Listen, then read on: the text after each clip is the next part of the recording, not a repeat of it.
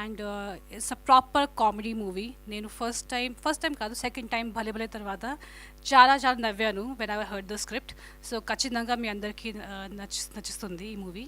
And I'm hoping that you will love it and make it a hit. Thank you so much. All right, thank you so much, ma'am. Wishing you all the very best.